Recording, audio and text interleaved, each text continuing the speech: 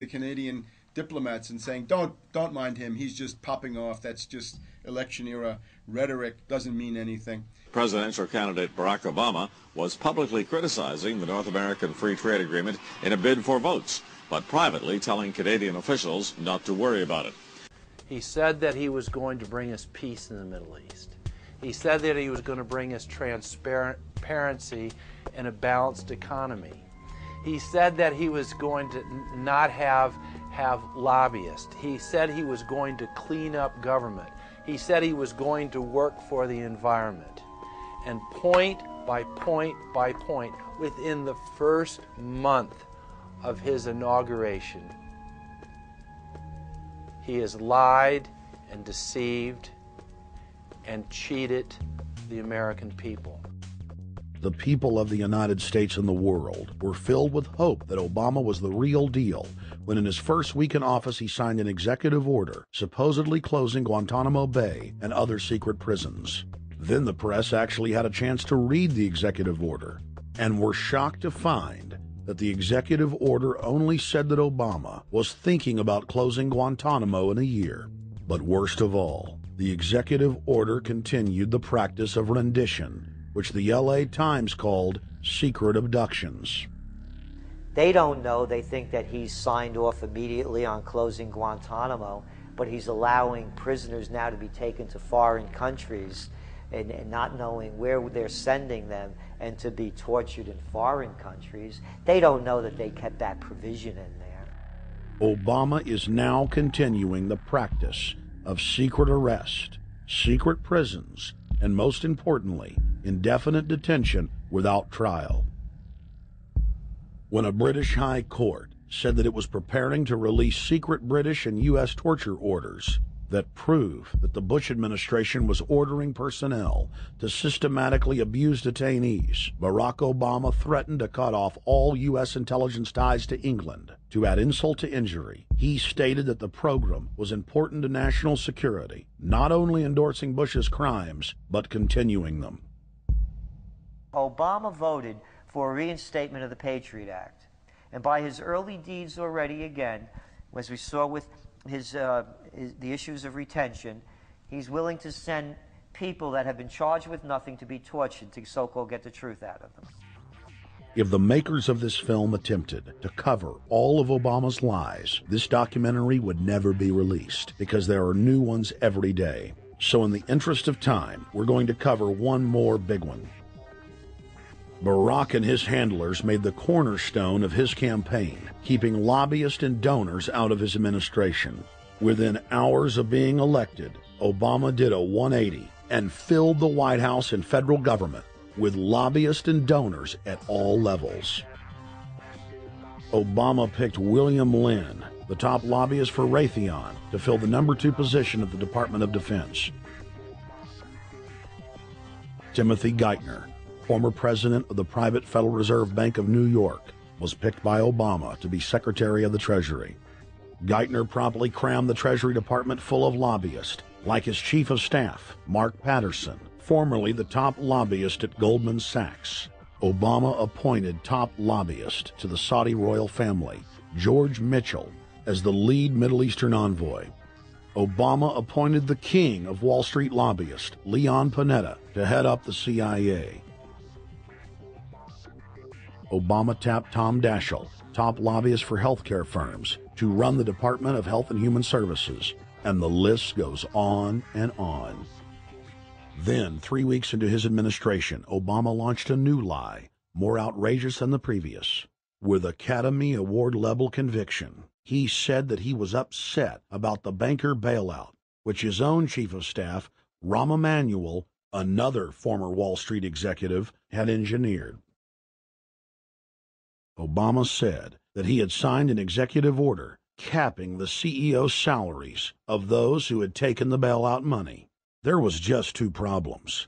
All the major banks and brokerage firms were exempt, and the new order only dealt with any future bailouts. And those were to be on the honor system. What gets people upset, and rightfully so, are executives being rewarded for failure.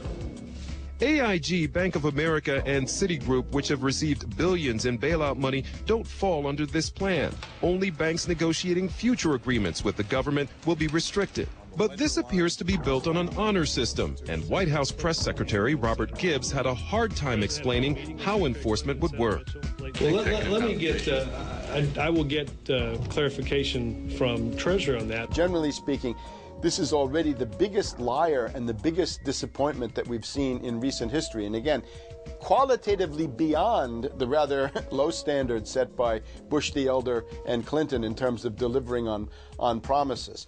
Bottom line, Obama is a fantastic actor and an even better liar. His track record is clear. He has done the opposite of everything he told the people he would do. They'll make up one lie after another. And if you believe these people, knock yourself out. I don't believe a word they say. Within 1 month of the passage of the first banker bailout bill, the press reported that over $5 trillion had just disappeared out of the U.S. Treasury. By December, the amount of money that had been stolen had reached $8.5 trillion. The leadership of both political parties circled the wagons and would not discuss where the money had gone. In the Fed! In the Fed! In the Fed! In the Fed! Informed Americans protested the private Federal Reserve System at all 38 of their regional governorship offices. Arrest Bernanke and Paulson! Arrest all the criminals that stole the banker bailout money! It was refreshing to see people standing up against the real power structure, not being distracted by the elite's frontmen like George W. Bush and Barack Obama. We traveled to Dallas, Texas to cover We the People taking on the real enemy. Hey, I want to talk to the workers up there on the parapet. The ones smoking cigarettes that just jumped back. You're with the American people, we know that. But understand, ask the workers inside. You're not in a federal government building. You're in a private Federal Reserve that uses that name as a fraud. That'd be like if my first name was Federal Reserve Jones. I'm still not the federal government. I'm not a federal agency. But if I said my name was Federal Reserve, I could go out and pay off politicians and get them to allow me to get into power so I could issue the currency and credit, and then I could buy up the world. That's what these criminals have done. A lot of people think that the Federal Reserve is already part of the government. They're not. It's controlled by cliques of unelected, unaccountable bankers meeting in secret. Most of these people have never even been through the formality of a Senate hearing or a Senate confirmation. They claim that they're part of the U.S. government. They masquerade as if they were part of the U.S. government. But in reality, this is a purely private operation. Jackals, hyenas, raptors, all of them loyal, not to the American people, but to the Wall Street banks, which is where most of them come from. Everyone is pointing to Barack right now, President Obama, as saying, you got to get the economy together. You got to get the economy together. When in fact, the president has very little to do with the economy. It's the Federal Reserve chairman that at least sets the policy. That's a privately owned company, the Federal Reserve Bank. They set the agenda. These guys are masquerading as a federal institution. They are a private banking consortium, and this is their front, their holding company. The Federal Reserve is not federal. It's a front for a private banking cartel. That's on record in congressional testimony, and they're the ones orchestrating the economic collapse we're seeing right now, so that's why we're here. While at the In the Fed rally outside the Federal Reserve Bank in Dallas, Texas, we spoke with Ron Paul's brother, Wayne Paul. 1913, the Federal Reserve Act was passed, floor of the House, where 3 members of Congress were on the floor. At that time, they only needed a majority of votes to pass it. So in 1913, the Federal Reserve Act was passed. 20 years later, 1933, under Roosevelt, the United States was declared bankrupt.